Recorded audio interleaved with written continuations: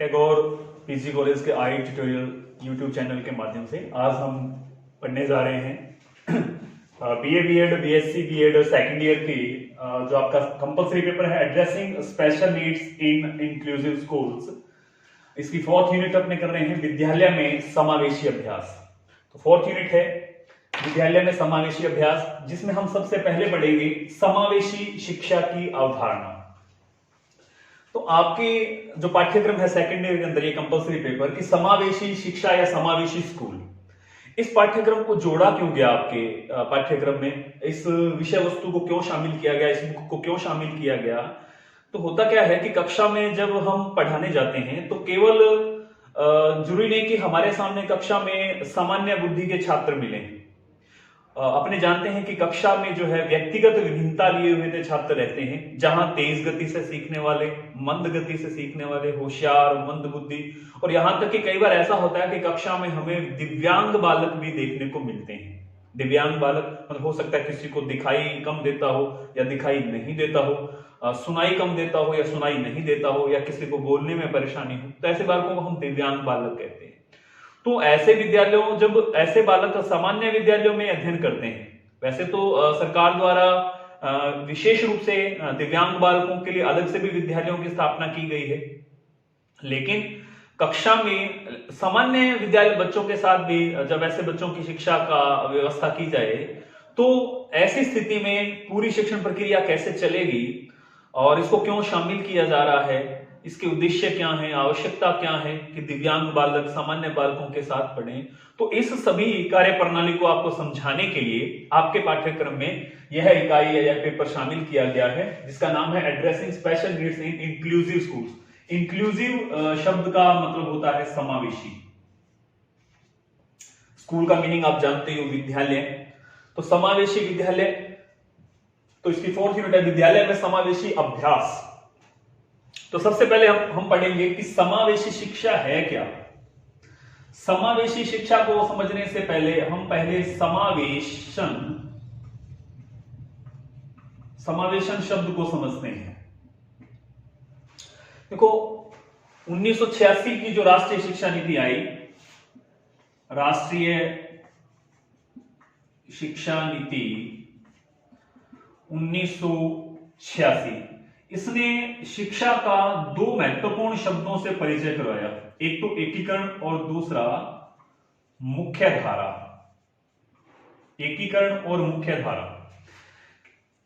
राष्ट्रीय शिक्षा नीति ने यह कहा कि जितने भी बच्चे हैं, जितने भी प्रकार की शिक्षा है, इसका एकीकरण किया जाए और सभी बच्चों को, चाहे वो दिव्यांग हैं, मंदबुद्धि हैं या सामान्य हैं, इन सबको शिक्षा की मुख्य धारा में छोड़ा जाए। कहने का मतलब जैसे सामान्य बालक शिक्षा ग्रहण करते हैं, वैसे ही अन्य बालक भी शिक्षा को ग्रहण करें।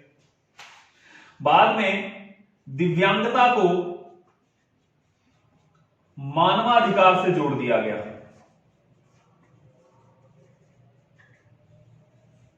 मानवाधिकार से जोड़ दिया गया कहने का मतलब यह है कि जैसे आपने देखा कि अभी RTE चल रहा है, राइट टू एजुकेशन, शिक्षा का अधिकार, यानी ये कहता है कि सभी बालकों को शिक्षा मिलनी चाहिए।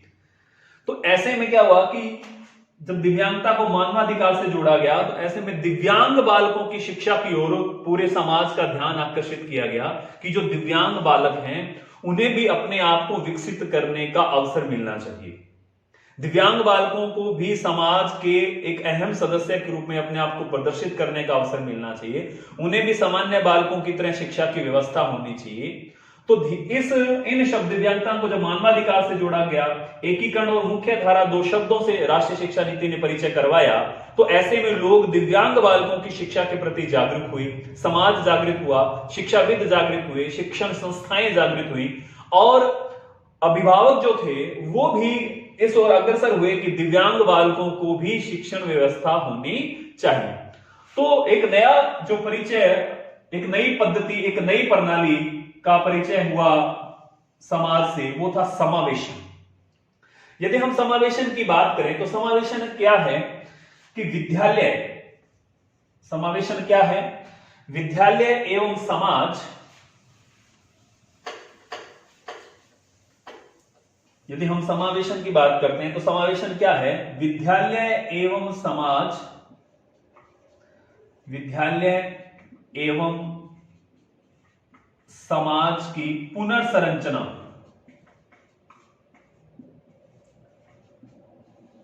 विद्यालय एवं समाज की पुनर्संरचना की पद्धति,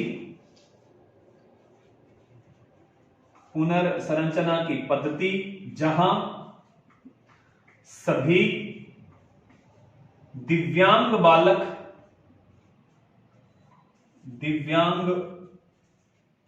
जो हैं वो सामान्य बालक बालिकाओं के साथ, सामान्य बालक बालिकाओं के साथ शिक्षा प्राप्त करते हैं, के साथ शिक्षा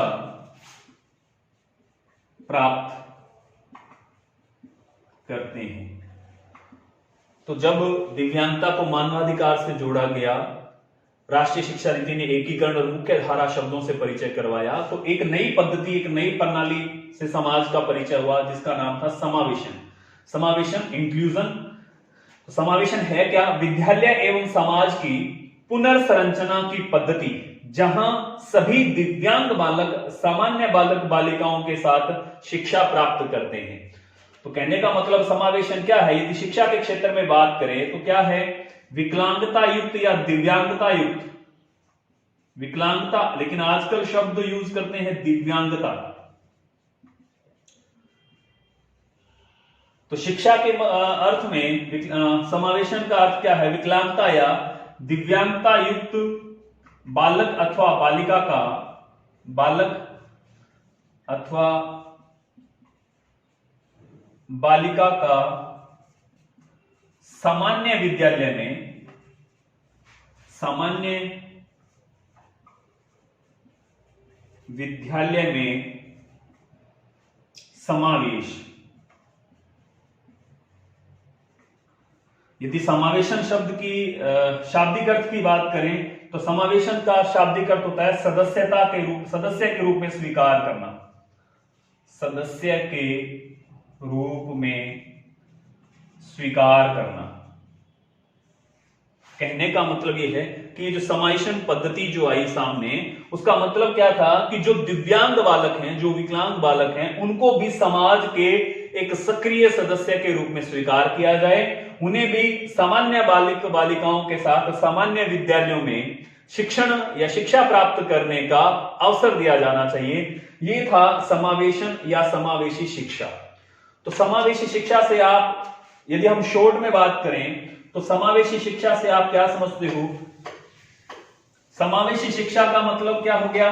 यदि शॉर्ट में अपने बात करें कि समावेशी शिक्षा क्या है, तो समावेशी शिक्षा है कि सामान्य बालक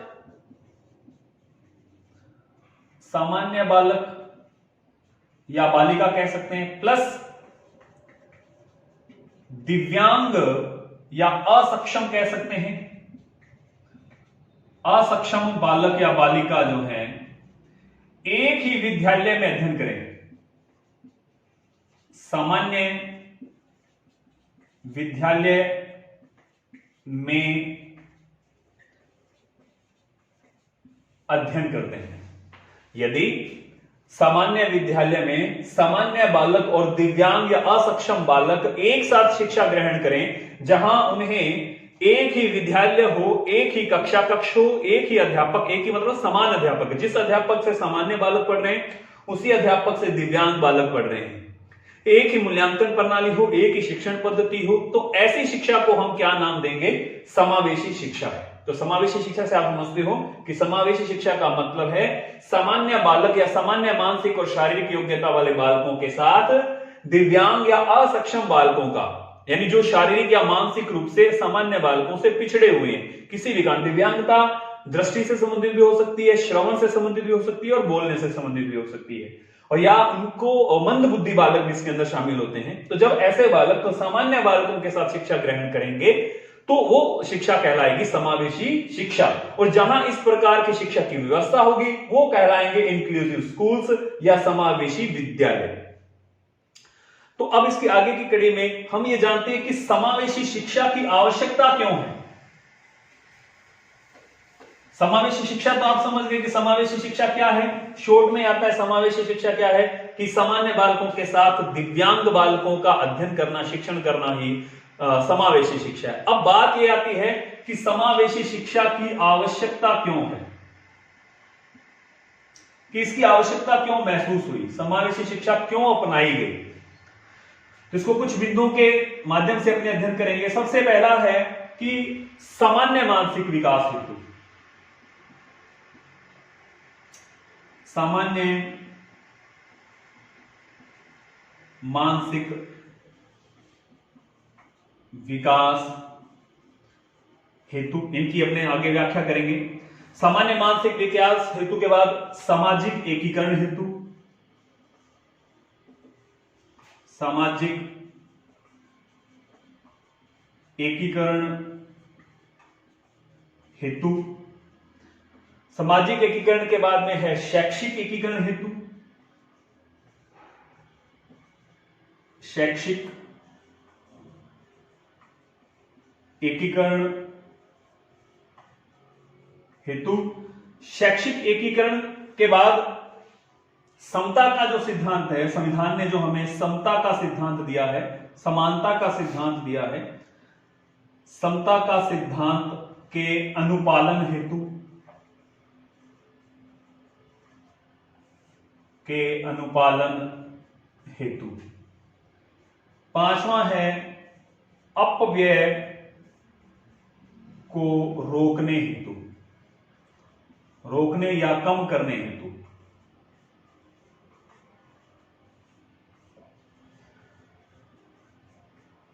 तो ये कुछ आवश्यकताएं हैं जिनकी वजह से समावेशी शिक्षा को अपनाया गया, जिनके अपने डिटेल कर रहे हैं। सबसे पहले अपने बात कर रहे हैं कि सामान्य मानसिक विकास हेतु।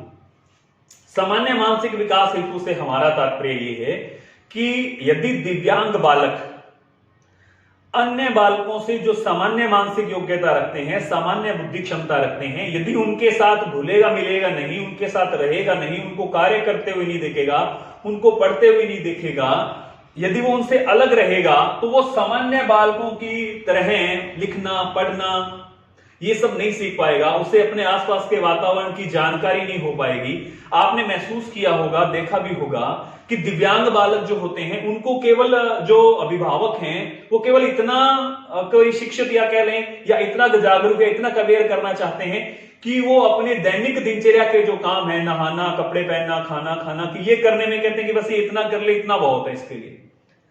तो इसकी वजह क्या है कि यदि वो बालक जो है, दिव्यांग बालक है, यदि वो समाज से, समाज के अन्य सदस्यों से कटा रहेगा तो वो अपना पूर्ण मानसिक विकास नहीं कर पाएगा। वो केवल अपनी दिनचर्या के काम तो सीख लेगा, ठीक है ना, जो भी बताया कि नहाना है, कपड़े धोने हैं, खाना खाना है, बैठना उठना चलना, ये सामान्य काम तो कर लेगा, लेकिन मानसिक विकास जो है वो केवल दिनचर्या के कामों को सीखना नहीं है। इसके अलावा उसे अपने आसपास के वातावरण का ज्ञान होना चाहिए, अपने शहर, अपने परिवार, अपने समाज, प्रकृति का ज्ञान होना चाहिए।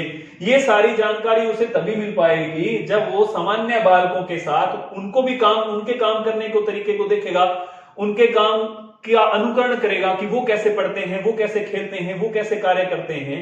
तो ये तभी हो पाएगा जब उनको सामान्य बालकों से मिलने का अवसर मिलेगा, और ये अवसर उन्हें दिलाएगी कौन? समावेशी शिक्षा या समावेशी विद्यालय। तो इसलिए कि बालकों का सामान्य मानसिक विकास करने के लिए उनको सामान्य बालकों के साथ रखने के लिए समावेशी विद्यालय की आवश्यकता महसूस की गई। दूसरा बिंदु है सामाजिक एकीकरण हेतु। सामाजिक एकीकरण से मतलब यह है कि यदि दिव्यांग बालक समाज से कटे कटे रहेंगे, उनको सामान्य बालकों के साथ मिलने का अवसर नहीं मिलेगा, समाज के सामान्य कार्यक्रमों में, सामान्य गतिविधियों में आने का अवसर नहीं मिलेगा, तो इससे समाज जो है, अपने कह सकते हैं कि वो समाज से कट जाएंगे, समाज से अपने आप को अलग देखेंगे। जबकि समावेशी शिक्षा उन्हें यह एहसास करवाना चाहती है कि आप अलग नहीं हो, आप अक्षम नहीं हो, आप किसी तरह से कमजोर नहीं हो, किसी तरह से कोई कमी नहीं है आप में। आप भी सामान्य बालकों की तरह ही पढ़ सकते हो, लिख सकते हो, हर वो काम जो सामान्य बालक कर सकते हैं वो आप भी कर सकते हो। लेकिन ये होगा कब? ये होगा तभी जब समावेशी शिक्षा है या समावेशी विद्यालयों की स्थापना की जाएगी। तो जब समावेशी विद्यालयों की स्थापना होगी, समावेशी शिक्षा का ट्रेंड चलेगा, तो वो दिव्यांग बालक जो हैं सामान्य बालकों के संपर्क में आएंगे, तो अपने आप से समाज का क्या होगा, एकीकरण, यानी वो समाज की कटे हुए अंग के रूप में न रह करके समाज की मुख्य धारा से जुड़ जाएंगे। उन्हें लगेगा कि हम भी जैसे ये जो सामान्य बालक हैं वो समाज के सक्रिय सदस्य हैं, हम भी समाज के सक्रिय सदस्य हैं। तो जब उनका आपस में मिलना होगा, उनके साथ बैठना उठना होगा, तो अपने आप से एक तरह से क्या होगा, ये समाज का एकीकरण होगा। समाज दिव्यांग और सामान्य बालकों में बंटेगा नहीं, वो एक साथ मिलकर के कार्य करेंगे, एक साथ मिलकर के सीखेंगे। तो कहीं ना कहीं यह सामाजिक एकीकरण के लिए भी आवश्यक था। तीसरा बिंदु अपने कर रहे हैं शैक्षिक एकीकरण हेतु।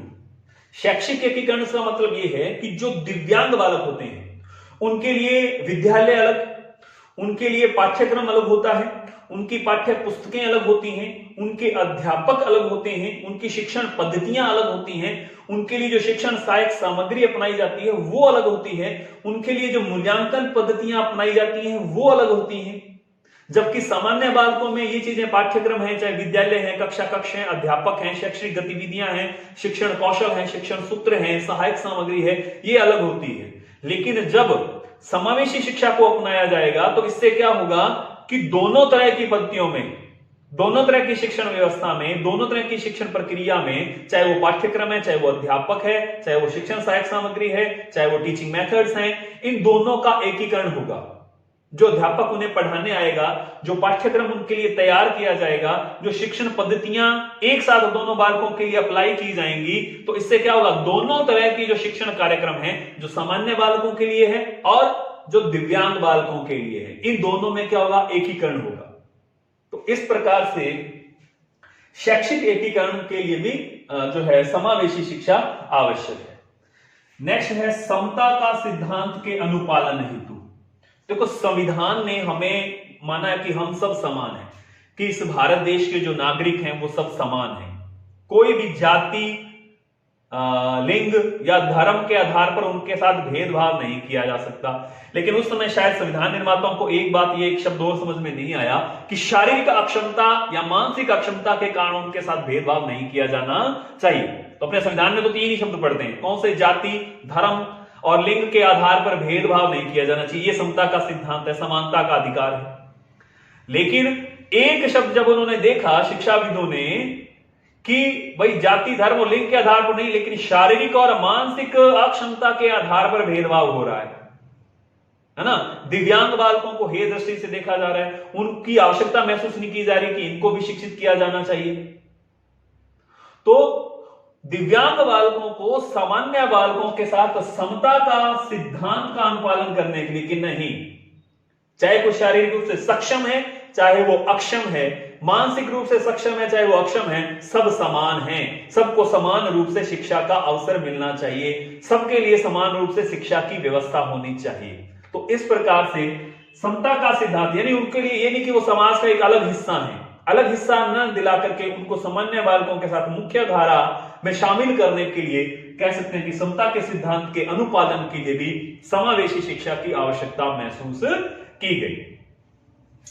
नेक्स्ट पॉइंट आता है अपना अपव्यय को रोकने का काम करने हेतु। अपव्यय का काम, अपव्यय को रोकने हेतु मतलब कि आपने देखा है कि वर्तमान में हालांकि दिव्यांग बालकों के लिए, चाहे वो दृष्टिबाधित हैं, चाहे वो मूक हैं, चाहे वो बधिर हैं, इनके लिए कुछ एक स्तर पर अलग विद्यालयों की स्थापना की भी गई है, जिसके लिए सरकार को या अपने राजस्व का एक बहुत बड़ा हिस्सा अलग से इन विद्यालयों की व्यवस्था करने में, उनके लिए पाठ्यक्रम निर्माण में, उनके लिए अध्यापकों की व्यवस्था करने में, उनके लिए सहायक सामग्री में, उनके लिए पाठ्य पुस्तकों की उपलब्धता, उनके लिए मूल्यांकन प्रक्रिया।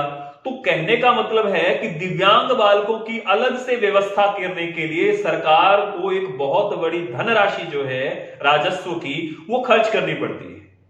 और यदि इन्हीं बालकों को सामान्य बालकों के साथ सामान्य विद्यालयों में शामिल कर लिया जाए, तो इससे फिर अलग विद्यालय भवन की आवश्यकता नहीं, अलग से कक्षा कक्ष की आवश्यकता नहीं, अलग से अध्यापकों की आवश्यकता नहीं, अलग से पाठ्यक्रम की आवश्यकता नहीं, पाठ्य पुस्तक की आवश्यकता नहीं। ये सारा अपव्यय जो है वो रुक जाएगा। तो सरकार का पैसा जो है, अपने जो राजस्व की जो एक बड़ी मात्रा है, बड़ी राशि है, धनराशि जो अलग से इनके लिए व्यवस्था करने पर खर्च होती है, वो बच जाएगी। तो इस प्रकार से ये कुछ कारण थे जिनसे समावेशी शिक्षा की आवश्यकता महसूस की गई।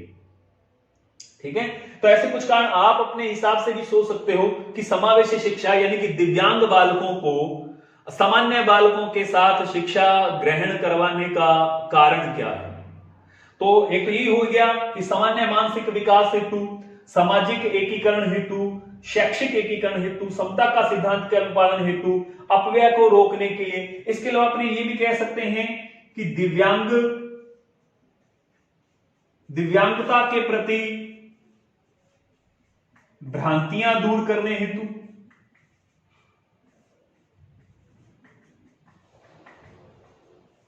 भ्रांतियां दूर करने हेतु। कहने का मतलब यदि किसी माता पिता के यहां दिव्यांग बालक पैदा होता है या उसमें के बाद में किसी कारण से दिव्यांगता आ जाती है, तो वो अभिभावक या वो माता पिता ये न समझें कि अब ये जीवन भर हम पर बोझ है, अब ये बालक जीवन भर हम पर बोझ है, इसकी दिव्यांगता जो है इसका जीवन जीना दुभर हो जाएगा, ये कैसे पढ़ेगा, कैसे लिखेगा, क्या इसके लिए अलग से व्यवस्था करनी पड़ेगी। तो कहने का मतलब जो दिव्यांगता के प्रति जो भ्रांतियां हैं, जो माता पिता घबरा जाते हैं, अभिभावक जो है वो दुविधा में पड़ जाते हैं, दुख से भर जाते हैं, वो भ्रांति दूर करने में समावेशी, जब वो बालक दिव्यांग बालक जो है सामान्य बालकों के साथ शिक्षा ग्रहण करेंगे, सामान्य बालकों की तरह विद्यालय में जाएंगे, सामान्य बालकों की तरह पढ़ेंगे, सेम जो चीज वो सामान्य बालक कर रहे हैं वही चीज दिव्यांग बालक करेंगे, तो इससे जो दिव्यांगता के प्रति जो समाज में भ्रांतियां हैं वो भी दूर हो जाएंगी।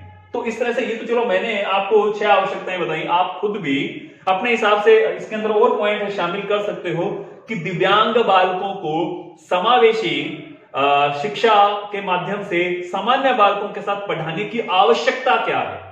आपने सिर्फ अभी आवश्यकता की चर्चा की है कि इन्हें सामान्य बालकों के साथ पढ़ाने की आवश्यकता क्या है। 6 पॉइंट लगभग मैंने आपको बताए, कुछ 3-4 पॉइंट आप अपने बौद्धिक स्तर से, अपने दिमाग से, अपने ज्ञान और अनुभव के आधार पर आप भी इसमें शामिल कर सकते हो। तो अपने आगे की क्लास में पढ़ेंगे कि समावेशी शिक्षा के उद्देश्य क्या हैं। आगे की क्लास में अपने उद्देश्यों की चर्चा करेंगे कि ये तो थी कि समावेशी शिक्षा को क्यों अपनाया गया या समावेशी विद्यालयों की स्थापना क्यों की गई।